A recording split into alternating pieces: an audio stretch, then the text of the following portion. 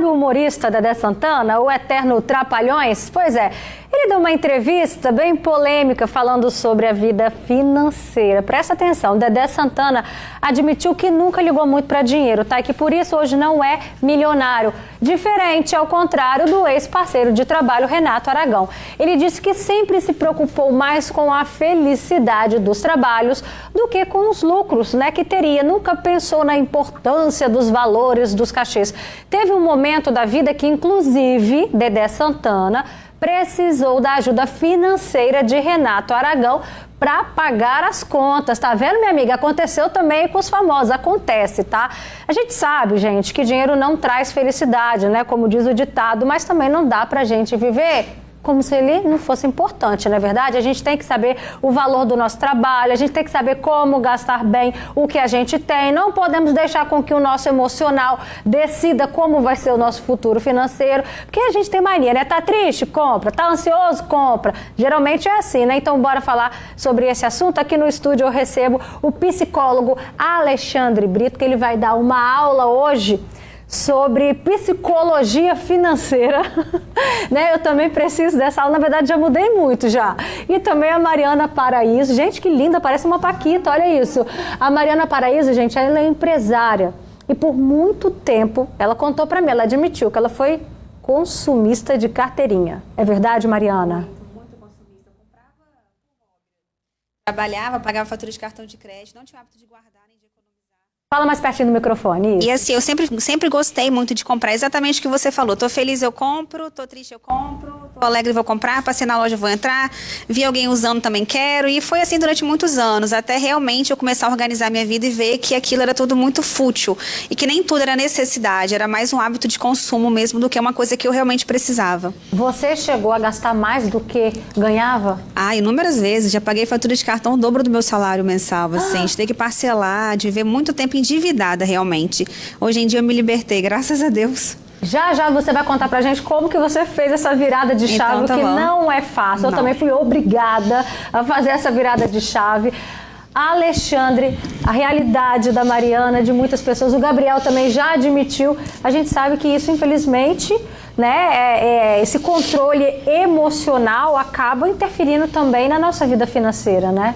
Com certeza, a vida psicológica e a vida financeira estão conectadas, trabalham juntas. Se a gente não pensa nesses aspectos, a gente acaba entrando em armadilhas psicológicas, gastando mais do que deveria, gastando mais do que planejou, se é que planejou, né, Roberta? Então, o que acontece? Quando a gente gasta, de imediato nós temos o prazer do consumo.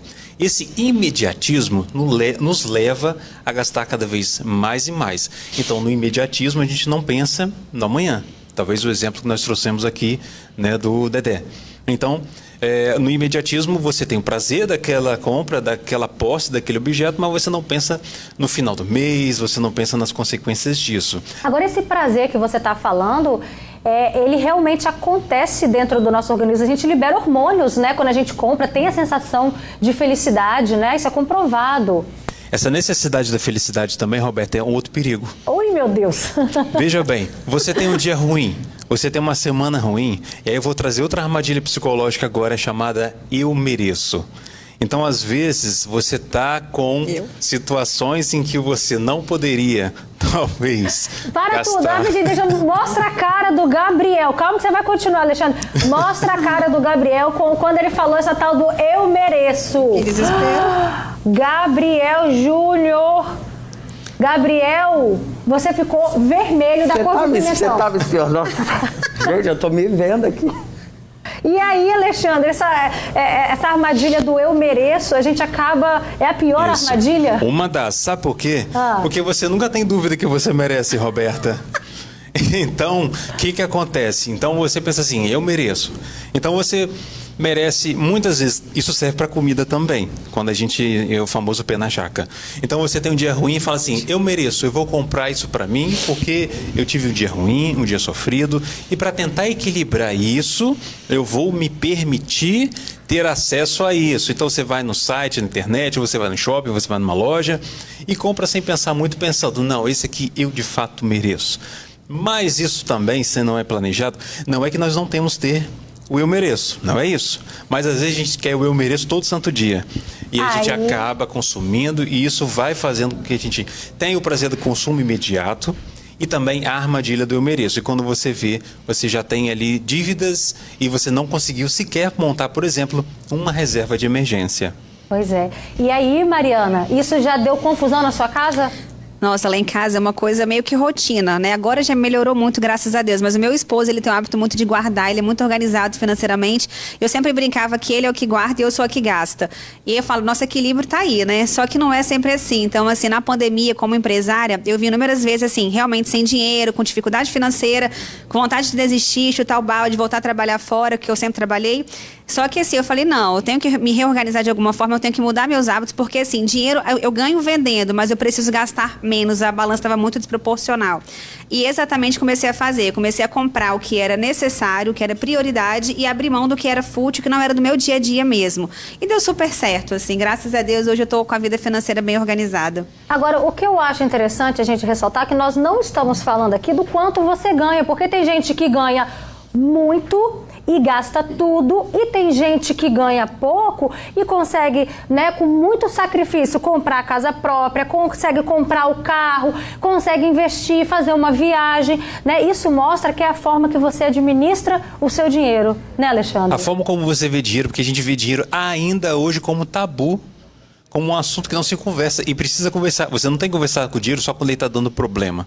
Então, às vezes, a gente vê o dinheiro ainda como tabu. A noção de riqueza não é um quanto de dinheiro você é capaz de acumular, mas o quanto você é capaz de administrar.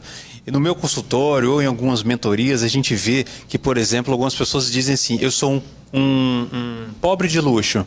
Porque às vezes recebe um salário alto nos padrões do brasileiro, mas ainda assim tem muitas dívidas, apresenta dívidas, faz financiamentos que não é capaz de, muitas vezes, sustentar, e isso traz aí problemas e prejuízos financeiros independente do salário. Aí, Mariana, você virou a chave. Virei a chave. Né? Olha só, um grande exemplo está aqui na bancada. Eu vou mostrar aqui para o pessoal de casa. Olha isso daqui. Gente, ó, de grife internacional que a Mariana comprou. Mariana, como é que você fez para comprar essa jaqueta aqui? Rosa pink, maravilhosa. Na época, meu esposo até falou, qual a chance de você usar aqui em Vitória esse casaco? Eu falei, então, não sei, mas era uma oportunidade que o preço estava muito bom. Aí ele falou, mas não é uma necessidade sua, você não vai usar isso no seu dia a dia. Eu falei, mas eu quero, eu preciso e vou comprar. Então você compra, parcela no cartão, você divide, paga menos da fatura, mas não deixa de comprar. E vivi assim durante muito tempo da minha vida. Hoje eu me libertei e literalmente, assim, quando eu uso esse casaco, nunca. Nunca? Nunca. Mas você comprou ele na promoção? Na promoção. Custava quanto? Ele custava 600 e poucos reais, mais ou menos. Quanto? Uns 600 e poucos. Jesus, assim. Vou cair pra trás. E aí pagou? Uns 200 e uns quebradinhos, assim. Tá. E a bota foi a mesma coisa, também na promoção? A mesma coisa, na promoção. Mas a bota vigiando. você usa? Então, usei uma vez também, não era uma necessidade. Tá vendo só? Agiu por impulso, né? Pela emoção, não é isso, Alexandre? Isso. Tem como a gente mudar isso? Deixa a dica pro pessoal de casa. Tem, se você fizer algo que ela tem apresentado aqui, por exemplo, se você dividir as coisas entre essencial, é aquilo que não tem como abrir mão, como alimentação, transporte, aquilo que é necessário, que você pode viver com menos, mas não necessariamente você precisa abrir mão. E aquilo que é supérfluo, você já faz aí uma diferenciação entre os três tópicos e você consegue, assim, já evitar alguns consumos. E também você tentar administrar isso com o que a gente chama de minimalismo. Atuar com minimalismo é você tentar sempre com aquilo que de fato te compõe, não aquilo que vai fazer uma acumulação, pura e simplesmente.